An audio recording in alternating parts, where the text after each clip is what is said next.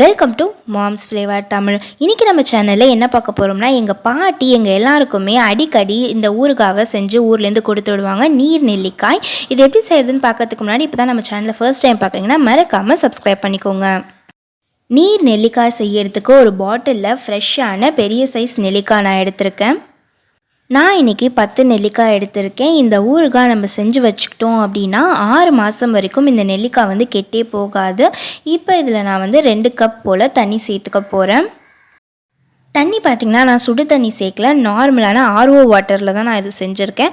அடுத்து இதோட நான் 2 டேபிள் ஸ்பூன் வரமிளகாய் தூள் சேர்த்துக்க போகிறேன். உங்களுக்கு காரம் ரொம்ப பிடிக்கும் அப்படின்னா 3 டேபிள் ஸ்பூன் வரைக்கும் நீங்கள் தாராளமாக இதில் மிளகாய் தூள் சேர்த்துக்கலாம். அடுத்து 1 டேபிள் ஸ்பூன் போல் நான் உப்பு சேர்த்துக்கிறேன்.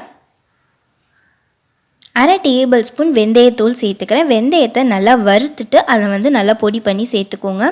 1 டேபிள் ஸ்பூன் பெருங்காயத்தூள் சேர்த்துக்கிறேன். இப்போ இது எல்லாத்தையுமே நல்லா மிக்ஸ் பண்ணிக்கோங்க. இது நல்லா ஏர்டைட் கண்டெய்னரில் போட்டுட்டு நம்ம ஃப்ரிட்ஜில் வேணாலும் வைக்கலாம், இல்லை நார்மலாக நீங்கள் ரூம் டெம்பரேச்சரில் வச்சிங்கன்னா கூட இது ரொம்ப நாளைக்கு இருக்கும். ஸ்பூன் மட்டும் நல்லா க்ளீனான ஸ்பூன் யூஸ் பண்ணி நீங்கள் இதை ஹேண்டில் பண்ணிங்கன்னா ரொம்ப நாள் வரைக்கும் இது கெட்டு போகாது. இப்போ இது நல்லா 1 வாரம் வரைக்கும் ஊறட்டும்.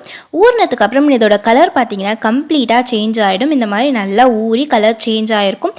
இதை நீங்கள் கட் பண்ணி சாம்பார் சாதத்தோடையோ இல்லை தயிர் சாதத்தோடையோ சேர்த்து சாப்பிடலாம், ரொம்பவே நல்லாயிருக்கும்.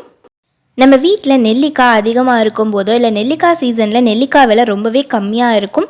அந்த சீசனில் நீங்கள் இந்த மாதிரி நெல்லிக்காவை வாங்கி ஊற வச்சுக்கிட்டிங்கன்னா இதை நம்ம மல்டி பர்பஸாக யூஸ் பண்ணிக்கலாம்.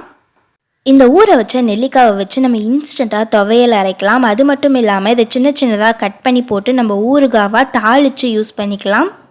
இந்த மாதிரி ஊற வச்சு டெய்லி ஒரு நெல்லிக்காய் சாப்பிட்டுட்டு வந்தாலே ரொம்பவே ஹெல்த்துக்கு பெனிஃபிட் இருக்குது. இந்த வீடியோ பிடிச்சிருந்தால் லைக் பண்ணுங்கள், ஃப்ரெண்ட்ஸ் அண்ட் ஃபேமிலியோட ஷேர் பண்ணுங்கள். வேறு ஒரு நல்ல ரெசிபியோடு உங்களை சந்திக்கிறேன். Until then, tata bye bye from me Abirami Ravichandran.